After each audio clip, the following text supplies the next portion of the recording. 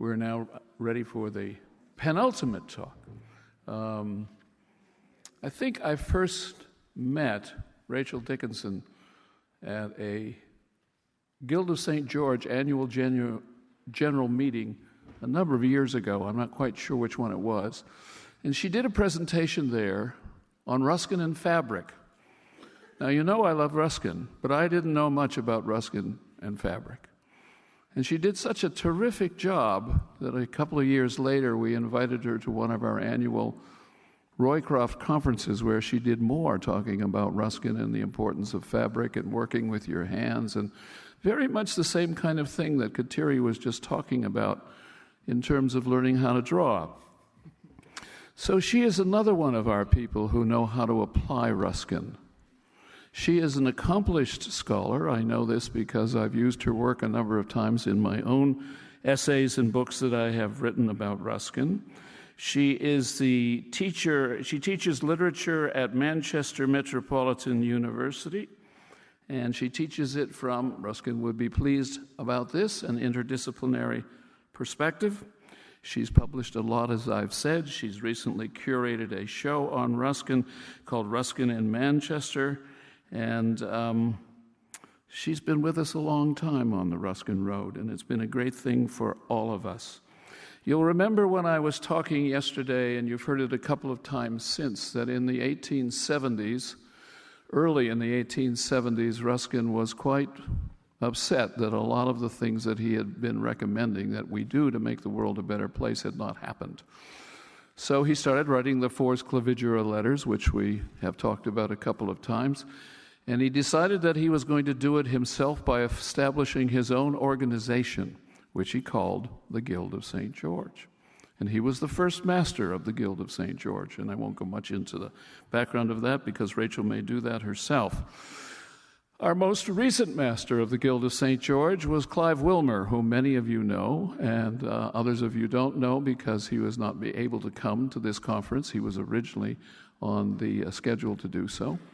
But Rachel was already on the schedule to be here, and the great thing is that although Clive cannot be with us, and we're deeply sorry about that because he's a dear fellow and a really important person in the recent history of Ruskin studies, Rachel is with us, and Rachel is the new master of the Guild of St. George. So would you please welcome Rachel Dickinson.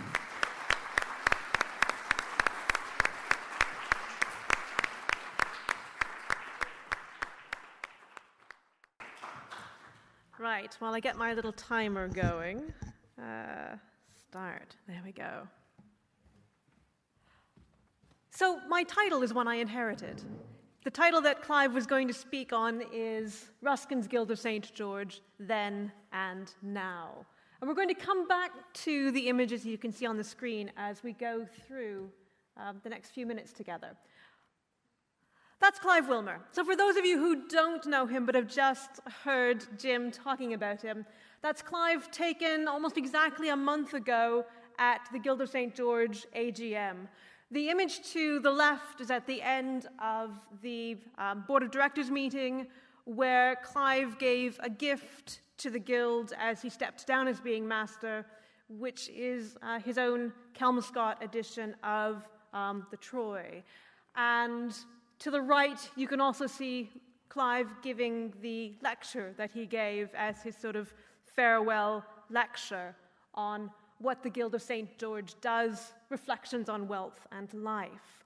And so a sense of, I suppose, Clive the man through the smiles on the screen. And part of what I'm going to be talking about then is in terms of where the Guild of St. George has been, and right at the very end we might lightly touch on where the Guild is going. But what has happened very significantly over the last decade or so is that the Guild has largely transformed. And I suppose to some degree the fact that I'm standing in front of you as the new master says rather a lot in and of itself about transformations that have happened over the space of really the decade that Clive was master. I think it would have been the chances of the youngest board member, and indeed a female board member being chosen master, would have been very slim and in fact non-existent 20 years ago whereas now it became sort of a logical step.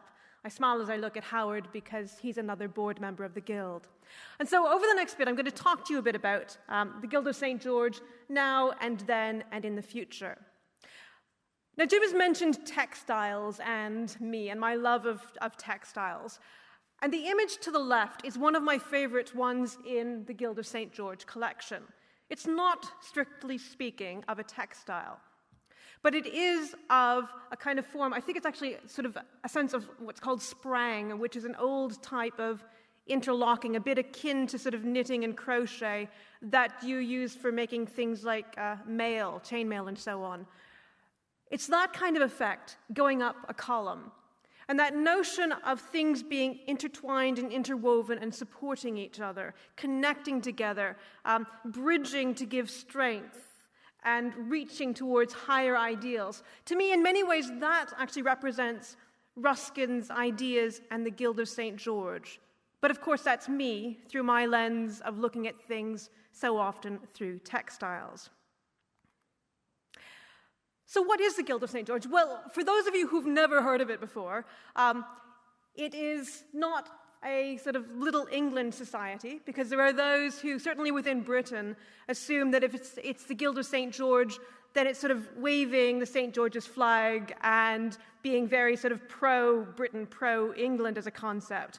There are small elements of that in terms of the Ruskinian notion of being proud of your own local nation and your own local identities and native sense. But of course, for Ruskin, it branches beyond that. And there's a sense that we are proud of who we are from our own locations, but we then intertwine, remember that image, intertwine, learn from, and support each other across nations. So officially, if you look at the Charity Commission, we are a group that is an educational charity with an emphasis on arts, crafts, and the rural economy. And the aim is to promote the advancement of education and training in the field of rural economy, industrial design, and craftsmanship, and appreciation of the arts in accordance with the principles set out into the Letters of to Working Men by John Ruskin, published under the title Fors Clavigera. And we've heard a lot about Fors Clavigera over the last few days. It's not necessarily the most approachable text, as we discussed yesterday, but it's actually one of my favorite texts. And I like to treat it as sort of something to just dip into. I treat it like a blog, in effect, because in many ways that's what Ruskin was writing, that of his daily thoughts of an idea that was inspiring him and wanting to share ideas to others, much the way as bloggers do nowadays. We now have over 300 members across more than 10 countries. And again, that has transformed in the last decade as well. Assets are also something worth thinking about. And I'm going to show you some images linked to these very quickly. Really, we have the assets of the Guild of St. George collection, and you've been hearing that being mentioned, and you've been seeing images from that in some of the slide presentations today. I think all of my images are from the collection. There are properties, and I'm going to show you images of that. But most of all, there are people. And for the Guild of St. George, and from Ruskin's perspective, the key element was actually having the people involved, the companions, and this notion of coming together to serve together towards a higher ideal.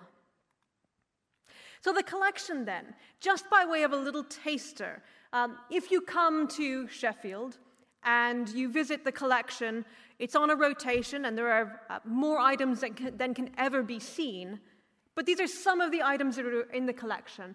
There are bird paintings, for example. The second item is an example of Ruskin linen and Ruskin embroidery that was done in the Lake District. And if we have time, we'll talk a bit more about that later in my presentation. There's a gorgeous plaster cast. Ruskin had the most remarkable plaster casts taken of buildings on the continent to preserve a sense of these sort of three-dimensional objects on architecture. And there are a number of those in the collection. The St. Mark's Basilica, done by Bunny, she says, pausing briefly to try to remember names. again, is a gorgeous, huge painting which just sort of looms out and pulls you in when you see it. It has been on sort of permanent display in our exhibition space. We might be putting something else, we might be moving it into a different location within it, but if you come to Sheffield, you will see it and you will be amazed at the colour and the scope. And I've actually given pride of place to geography and geology and rocks. Partly because as a child, and actually I say as a child, if you walk along a beach with me still, even now, I'm always looking down at the rocks and seeing what pretty stones can I find. Ruskin has an absolutely gorgeous collection of minerals that he put together that are part of the collection.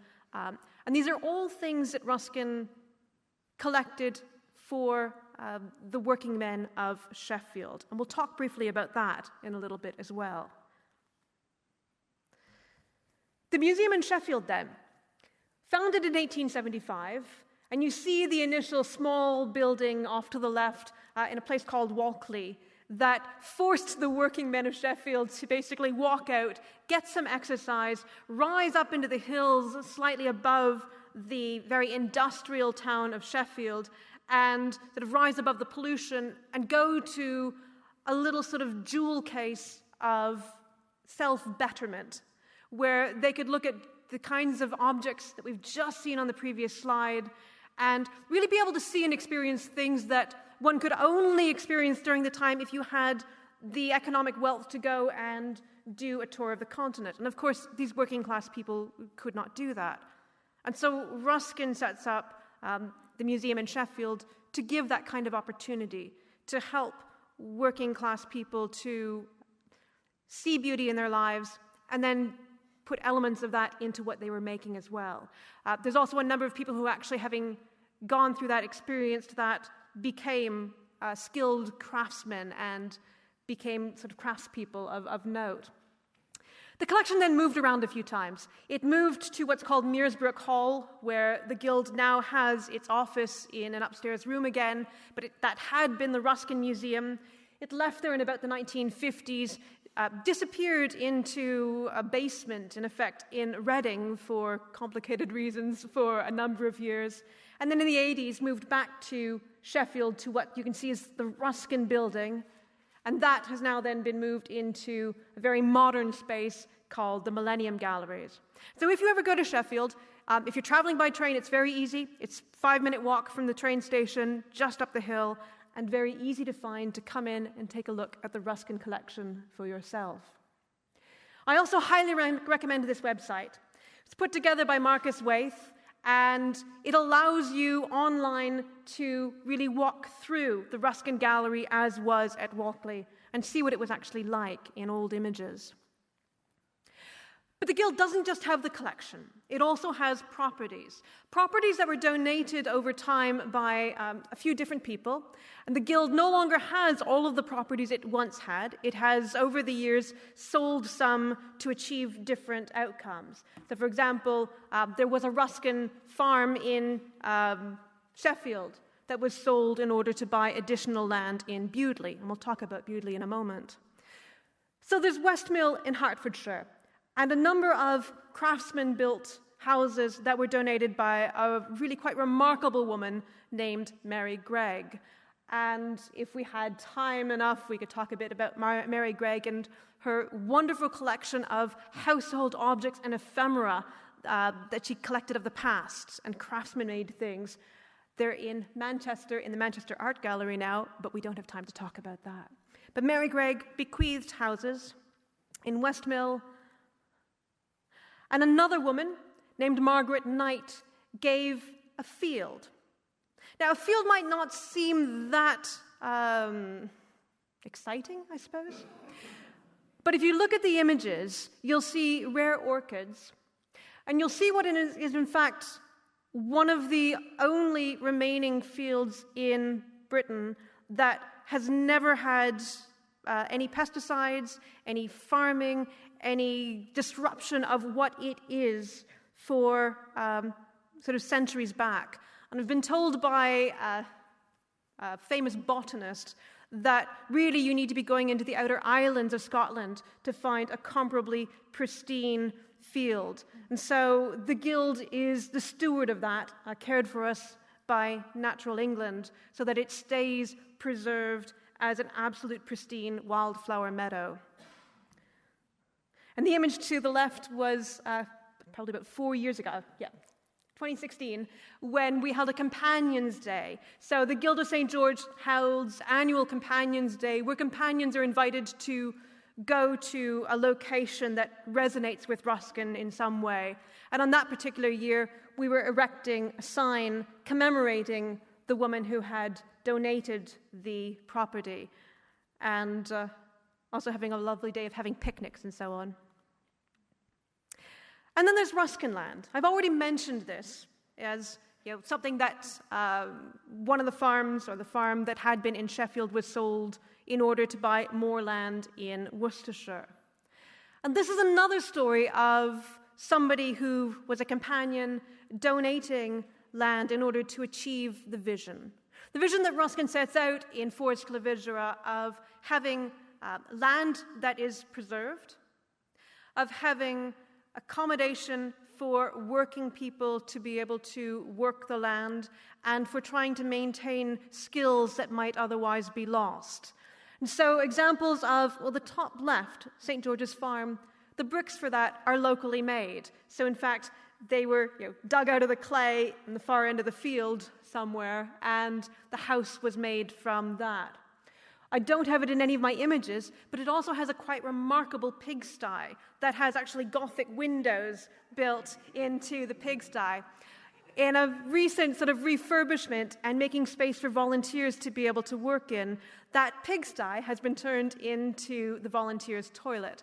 And so again, it makes some sense, but there it goes with the lovely sort of Gothic window in what was initially a pigsty. George Baker is a man who donated the property. He is, again, the second master of the Guild of St. George, and he was the mayor of Birmingham at the time that he, I say donated. There's actually been some recent research done by one of my students that when she looked at the deeds, she realized that the wording is actually that he sold it to the Guild, and there's a figure there. So there might be a little bit of rewriting of history that we need to do out the other side of that. On the bottom left is Unclis Farm, again, another property just a short walk away from St. George's Farm. And again, it's a space that has farming on it. And I'm about to move a slide, and I realize my next slide doesn't have the image I was going to have, but that's fine. It has farming on it, so for example, there's a field of sheep, and there's a lovely sort of Ruskin studio that has been built fairly recently where we can hold meetings, hold craft courses, and that sort of thing, all built out of oak taken from the land. Because part of the magic of that land is, rather like the field in Sheepscombe, it's another space of what's considered to be an area of beauty and of natural scientific significance. It's an oak forest. It had fallen out of sort of traditional usage. We're in the midst of bringing it back to life. And part of what happens in the midst of bringing a forest back to life is it had basically become sort of a monoculture of oaks that had been allowed to just grow up and overwhelm themselves in many ways. And as good stewards of the land, we are now sort of over the last less than 10 years, now doing a lot of tree felling to open up spaces so that we can begin to get a much more diverse element of nature coming back in again. There's always the local people who sort of cry out and say, but our trees, you're cutting down our trees. But in order for those trees to be healthy, and in order for the environment around them to be healthy, some of the trees have to go. So some of the people and projects, that images taken from across different aspects of the activities of the Guild of St. George. So people doing nature walks outside and sort of learning to pause and look closely at elements of nature and learn about sustainable farming and that side of things. Exhibitions of work, both ones that are done in sort of the Ruskin and Wire one to the far right, was put together by companions living in Bewdley. as sort of a celebration of Ruskin as part of the bicentenary. We have elements at the bottom here taken from Sheffield, where there's sort of children involved in activities and things like sort of weaving a house out of string with sort of the wooden structures and so on. Getting people actively involved in doing and making and thinking and learning about ideas inspired by Ruskin. So this notion then of being inspired by Ruskin. Before I move to the next slides, the Guild of St. George is not a Ruskin Appreciation Society or a Ruskin fan club. The Guild of St. George is a body of people, of companions, who are working together to take inspiration from Ruskin's ideas and think, how can we use them in the 21st century to make the world a happier, healthier, wealthier in a Ruskinian sense kind of place. Now, when I talk to my students about John Ruskin, and I know we've already had a lot about Ruskin, but this is where I start with who was Ruskin. I start with the comparable element between Ruskin and Victoria, and the notion of this being, well, their dates map onto each other so beautifully. Born in the same year, 1819, and died within a year of each other. Both with a real drive towards reforming, but with a fairly conservative slant to aspects of their Reformation. Both of them really wanting to make the world a better place in a kind of fight against aspects of industrialization. The other thing I tend to cover with my students is Ruskin the polymath. And again, we've had elements of that running through the 2 days together. Basically, you name it, and Ruskin writes about it. So from architecture through to zoology, there are elements of all of it running through Ruskin's work. And I think that's part of the magic of Ruskin, that you can look and see the Ruskin that resonates for you. And so when I'm teaching my students about Ruskin, I tend to say, what are you interested in? Okay, let's find something in relation to Ruskin that you can write about that resonates with whatever really matters to you. And we always find something. This notion of Ruskin and inspiration, again, this has been running through so much of what we've been hearing the last day or so. But I find it, again, striking the sheer breadth of influence that Ruskin has had. Everything from, that sport one always used to surprise me, doesn't anymore. But sport, the fact that de Coubertin, when he was setting up the Olympics, cited Ruskin as a major influence in setting up the Olympics. Elements of town planning, through to notions of conservation and setting up the National Trust. There are so many ripples of Ruskinian influence. And this is Ruskin himself talking about, this is a passage from Forest Clavidra, where he looks across the scope of his own writing over time and sees a sort of a trajectory of thought. And this too gives a sense of how ideas build and build. So he says, first, modern painters taught the claim of all lower nature on the hearts of men, of the rock and the wave and herb, as a part of their necessary spirit life. In all that I now bid you to do, to dress the earth and to keep it, I am fulfilling what I then began. So this is Ruskin setting out a kind of vision for the Guild of St. George. He's talking about his ideals for the Guild here. The Stones of Venice taught the laws of constructive art and the dependence of all human work or edifice for its beauty on the happy life of the workman. Unto this last taught the laws of that life itself and its dependence on the Sun of Justice. The inaugural Oxford lectures, the necessity that it should be led, and the gracious laws of beauty and labour recognized by the upper no less than the lower classes of England. And lastly, Forest Clavidra has declared the relation of these to each other, and the only possible conditions of peace and honour for low and high, rich and poor, together in the building of that first estate under the only despot God. Now, yesterday we were talking a bit about what should you read as a first text by Ruskin. In one interpretation, that's Ruskin's list of what you should read in what order to get a sense of Ruskin's vision and how it builds. That's taken from volume 29 of the library edition, pages 137 to 38. If you want to find that, go to the Ruskin at Lancaster University online, and you will find the whole set of the library edition digitized for you to read from online. So, threads leading to the Guild through a personal lens, because with Ruskin, as I said, it always comes back to the personal, I think. And for me, well, that's me at a spinning wheel. I did my PhD on Ruskin, and we'll see about that in just a second. And at the end of the process of doing the PhD, my husband asked, "What do you want for your present for finishing this thing?" And I suspect he sort of thought I'd want jewelry or something.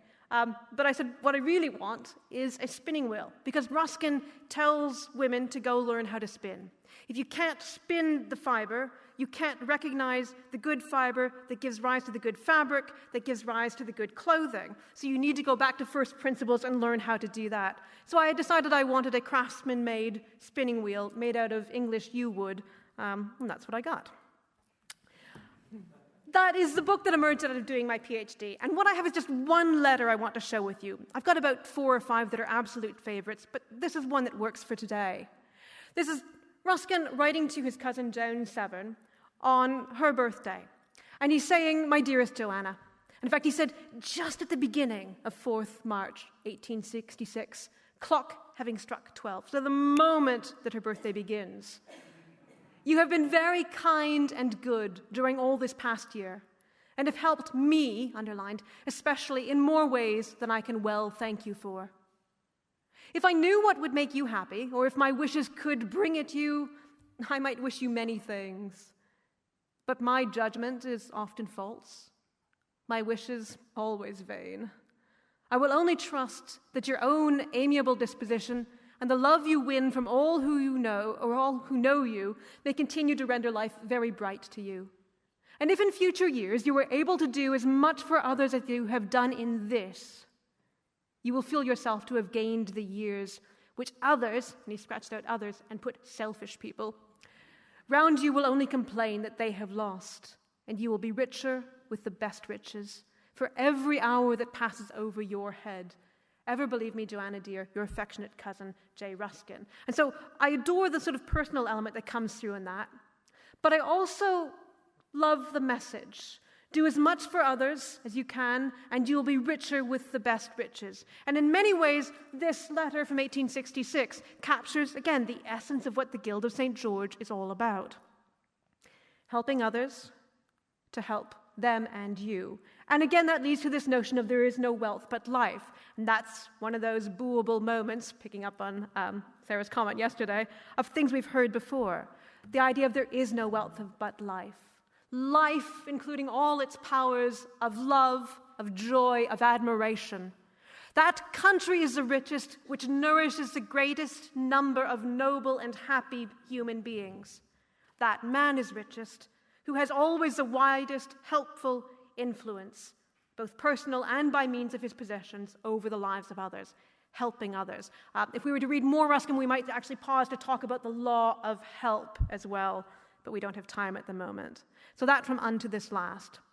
Now, I have to stick this one in, and we've heard this one many times, but fine art is that in which the hand, the head, and the heart of man go together. Now, that personal element of Ruskin, well, this one really resonates for me because Ruskin gave that lecture at the university where I teach. So he first gave it at the Manchester School of Art.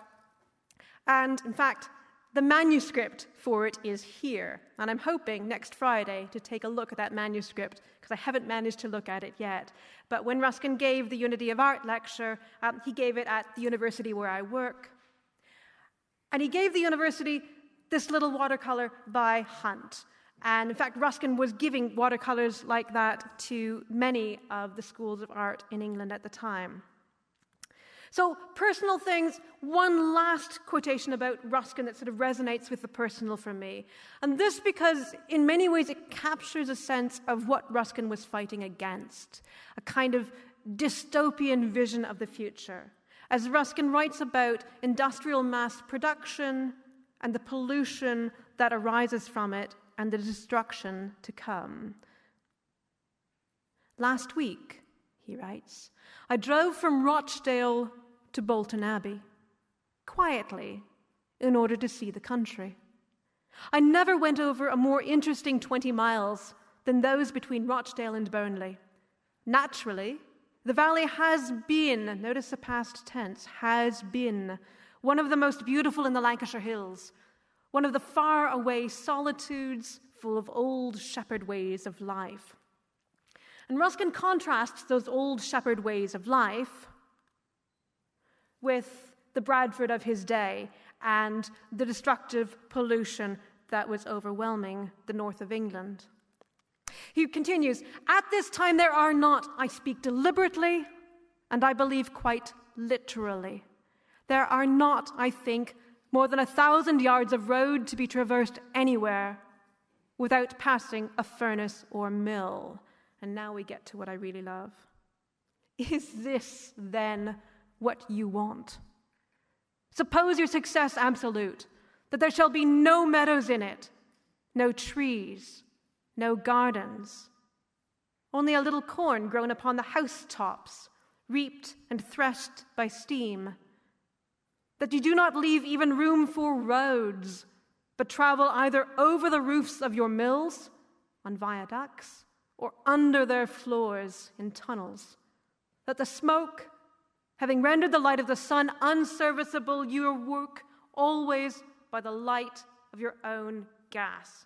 A dystopian nightmare of industrial production run riot. And in effect, Ruskin then begins to set up the Guild of St. George to fight against all of that, the pollution, the destruction of humanity, the destruction of society. For those of you who don't know much about Ruskin, again, I want to show you my favorite word, ilth. Ilth is a word that was coined by Ruskin to capture the sense of not wealth and not health. It's what you have when you're working against true wealth and true health. You are left with ilth. Ilth, which emerges from death, the Lord of waste and of eternal emptiness. And what he calls on us to do, and what he's trying to do when he sets up the guild, is to lead us towards life and away from what is malignant, and lead us towards wisdom, the lady of saving and of eternal fullness. And this image of the George and dragon, for Ruskin, begins to epitomize this fight. And it is now the symbol of the Guild of St. George, of the George and dragon and fighting the dragon of Ilth. So the emergence of the Guild of St. George then. In 1869, Ruskin begins to write about our ideal society in Letters to Joan Severn. And he talks about what the group is going to do. So at this point, he hasn't named it, hasn't really come up with a clear sense, but it's emerging. And they're going to be working on preserving nature. He talks a lot about birds in the midst of this, and skills of hand and heart being developed. He also talks a bit about learning to cook and that kind of thing too. And Ruskin did try to learn to cook, failed miserably, complains bitterly about cookbooks that say simply, turn the fish over when it's cooked. And if you don't know how to cook, that doesn't really help you. And saying that the objects and buildings must be ethically produced and aesthetically pleasing. Now, he begins to really formulate this a bit further when he's in Venice, and he goes to see the St. Ursulas. And he says in a letter to Susan Scott, but I've not put the note up there, that is Susan Scott, that he's going to form a society, no matter how small at first, and it does start small, which shall vow itself to simple life in what is called poverty, and that it may clothe and wash, and he crosses out wash and puts cleanse, and teach habits of honor and justice. And he continues to say it's not just a fancy on his part. He's actually committed to doing this, that he wants there to be grace and beauty in all external things, and there shall be no riches on the one side, no noisomeness nor vulgarity on the other. And he says, I've been planning this ever since I went through the Alps, and had it sort of really solidified when he looked at the St. Ursulas. And he says that part of the magic of those was that every figure, and there are hundreds, is refined in feature and beautiful in dress, with a purity as perfect that was various as wildflowers. That notion of humanity being as perfect and natural and beautiful as wildflowers, and trying to cultivate that through setting up his little society. And the notion that young, old, kings and poor laborers, everybody being sort of human and pure in the midst of that. So, for Sclavigia and the Guild, then, I've already mentioned this in terms of being a kind of utopian blog. This is from January 1871, and it's this notion of sort of saying, I've listened to many ingenious persons who say we are better off now than ever we were before. I do not know how well off we were before, but I know positively that many very deserving persons of my acquaintance have great difficulty in living under these improved circumstances. Also, that my desk is full of begging letters, eloquently written either by distressed or dishonest people, and that we cannot be called as a nation well off, while so many of us are either living in honest or in villainous beggary. For my own part, I will put up with this state of things passively, not an hour longer. And so again, part of the mission of the Guild of St. George is making the world a better, healthier, happier, wealthier place, and trying to fight against that kind of soul-destroying poverty. So Ruskin's plan included all kinds of things. Museums, and we've seen one got built, more than one was planned. He was going to set up schools. He was going to make sure craft was being taught, ideas of self-sufficiency. There has been some of that, and so companions then, well, Ruskin Land, we talked about George Baker, who donated the properties at Ruskin Land that I showed you from Bewdley. Well, that's where Baker lived, in Bowcastle, which again was built as a kind of arts and crafts extravaganza. And that, again, the house built from the local bricks.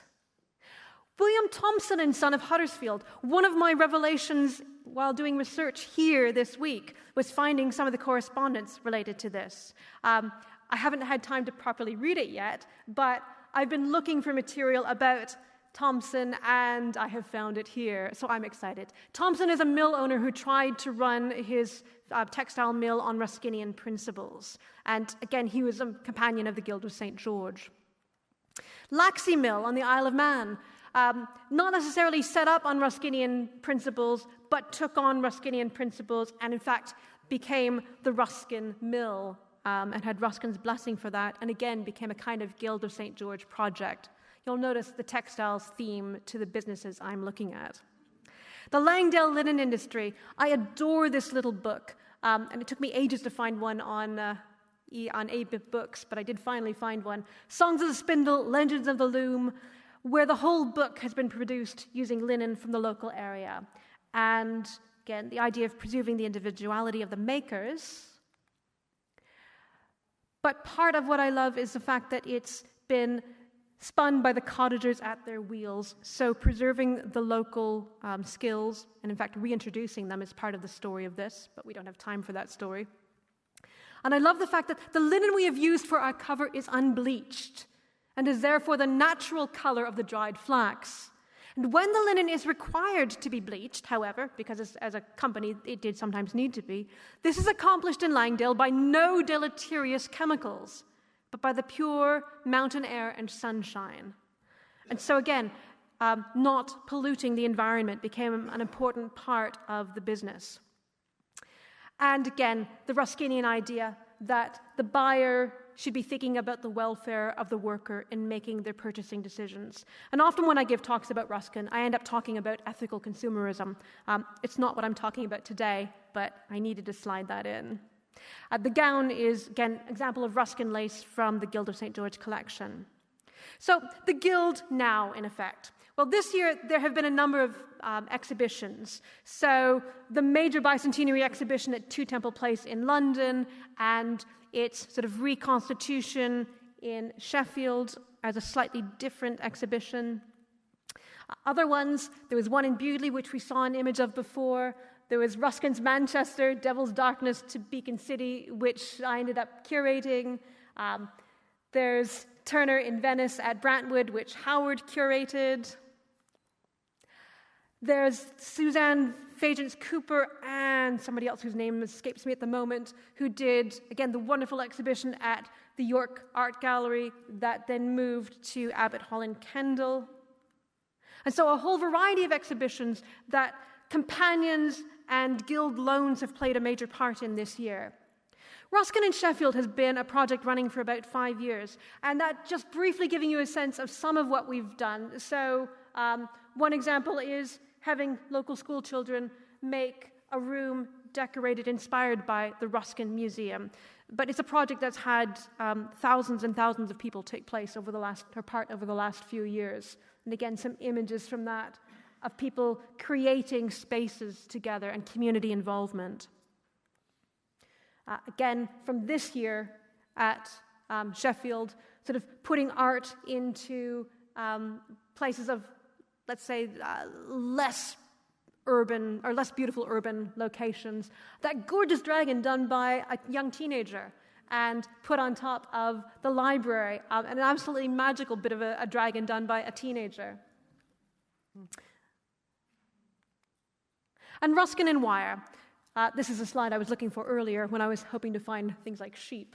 So examples of things like doing sustainable elements of dealing with the forest. In the background, you can see a sort of cantilevered bridge being built as an experiment as part of something called Studio in the Woods, where leading architects and students and so on get together and spend several days doing in-depth architectural projects together. And the Ruskin Land has hosted that the last 2 years. Lectures and talks, and so on. Oops. Ruskin in Manchester, again, we ran this year, and a few scenes from the exhibition at the bottom.